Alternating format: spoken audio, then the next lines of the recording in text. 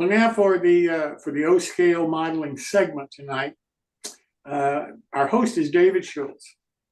David, you may know, is a long-time O scale modeler, and I'm really happy that he agreed to do this. David, thank you so much.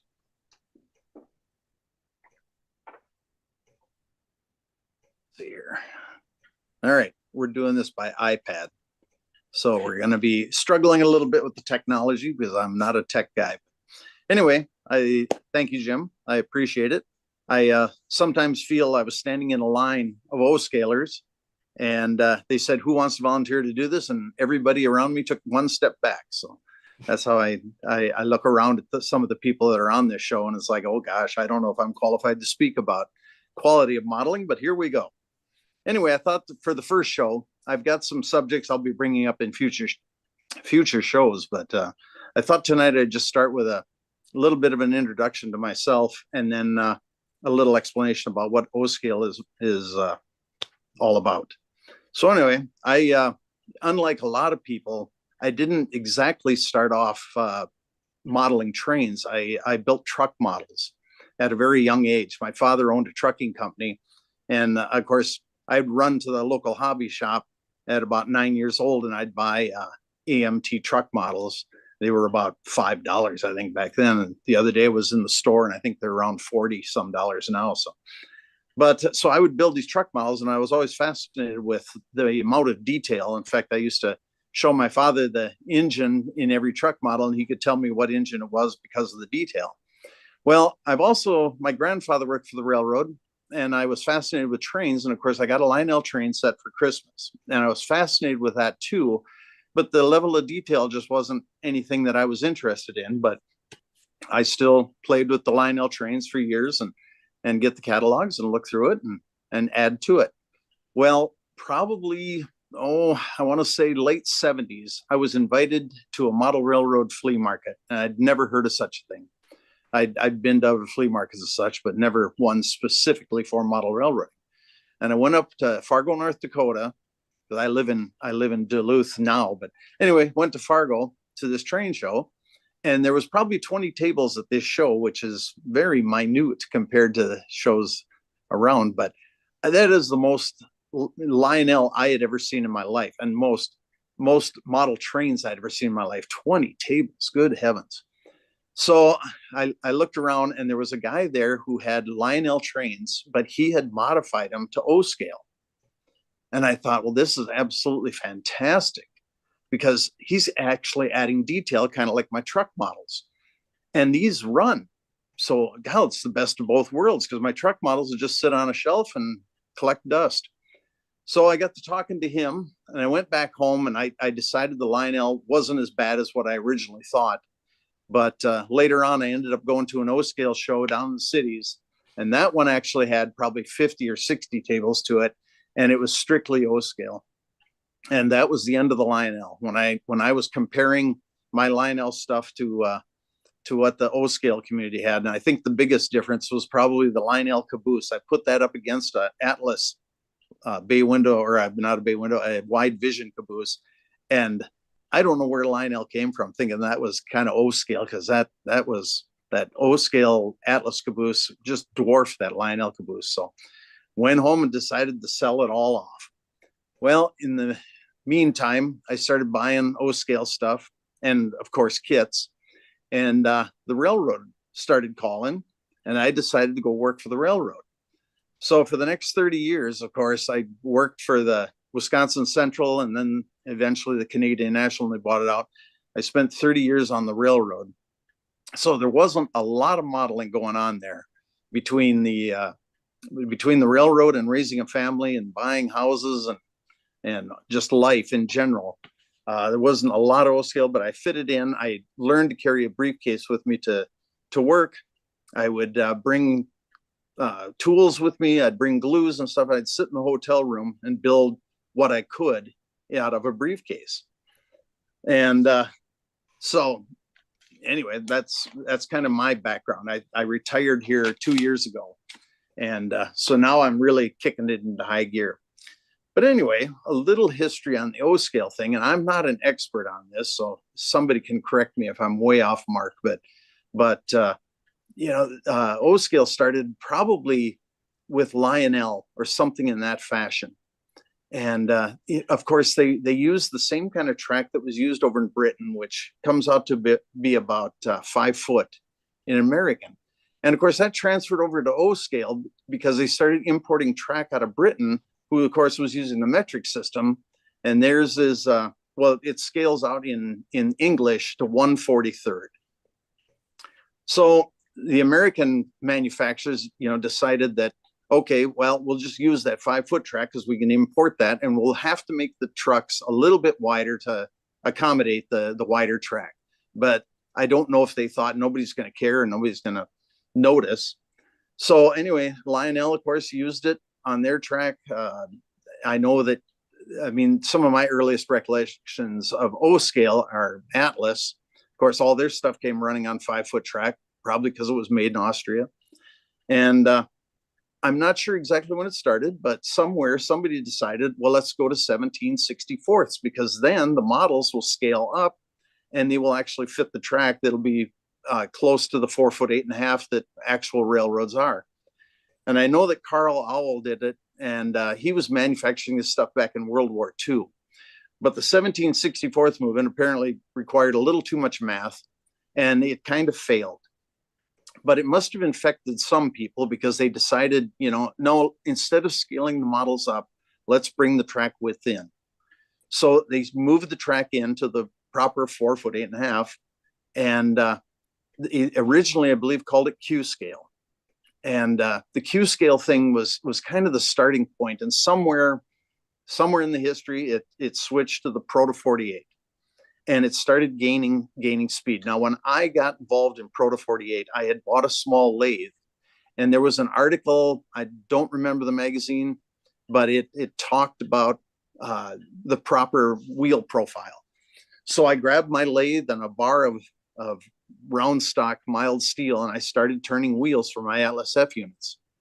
And I was so impressed with how much better the locomotives looked with that I had made the switch over to Proto 48. But that's for another show. I'll talk about that.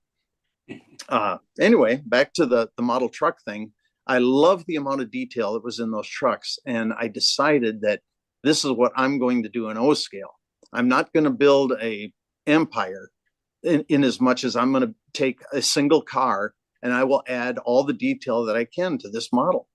And that's what really got me interested. And then when you're done building it, you set it on the track and off it goes. So I'll see if I can share this thing. This ought to be interesting. I do have some pictures of some of the models I've built, and we'll start with those two and see if, there we go. That is an RPO that I built, and actually a Northern Pacific car. RPO, and then the other half, that the RPO section is 30 foot. The rest of the 60 foot streamlined car is dormitory.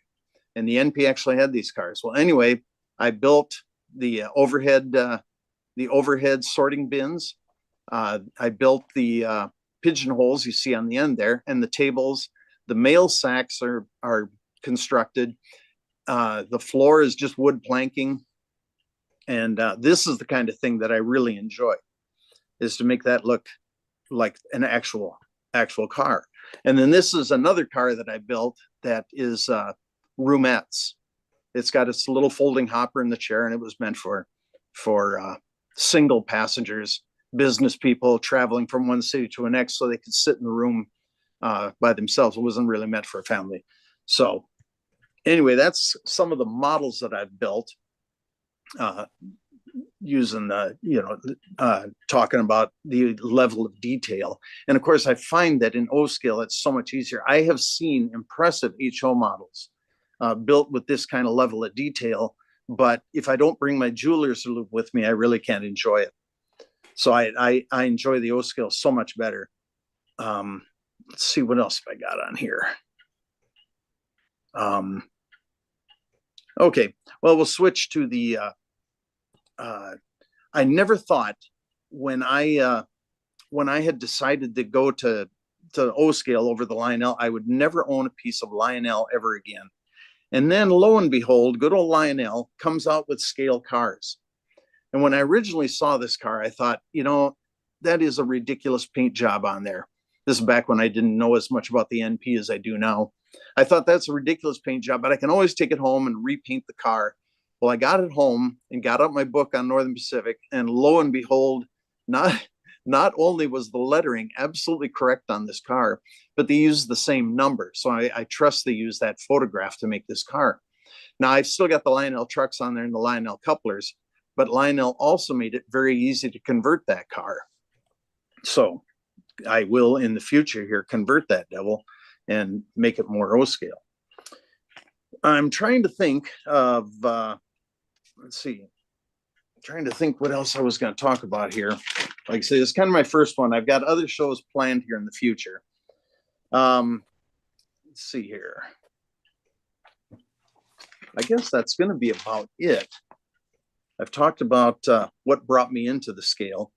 The other thing I guess I can bring up is I know that a lot of people think that O scale is really expensive, and granted, some of it is, but a lot of times if you go to shows, the shows are a good place to find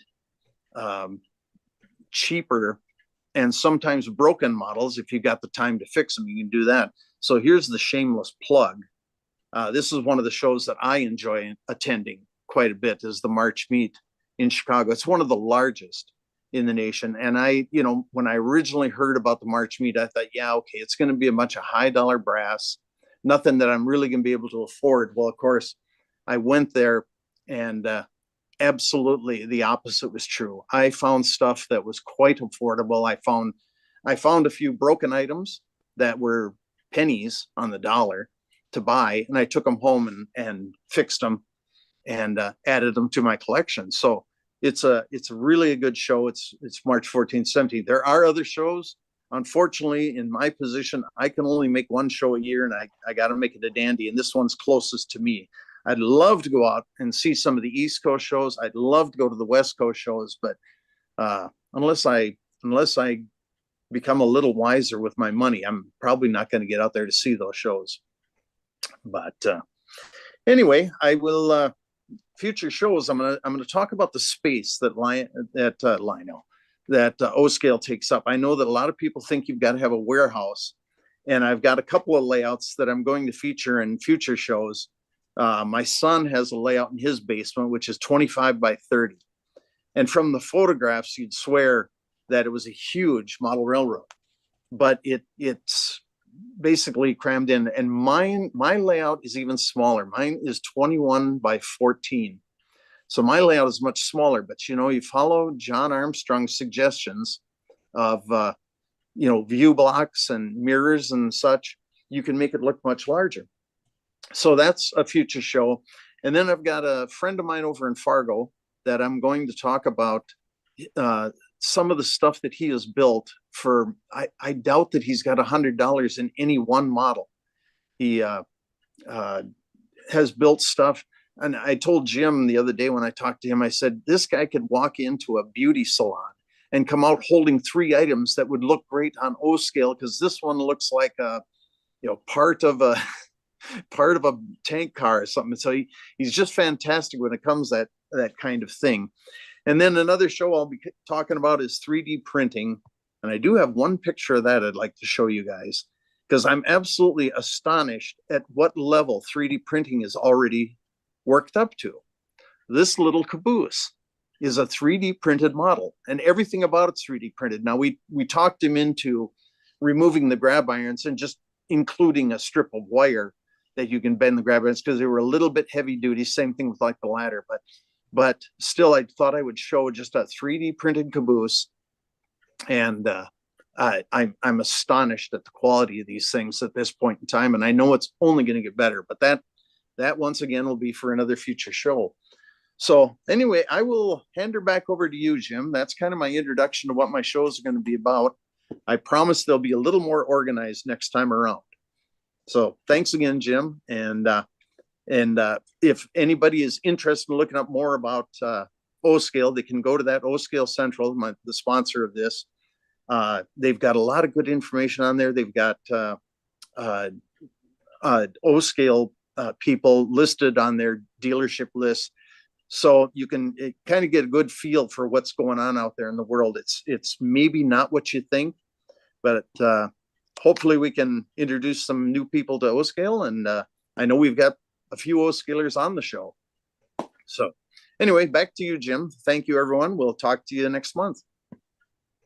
Hey, thanks so very much. I really do appreciate you taking the time to do this.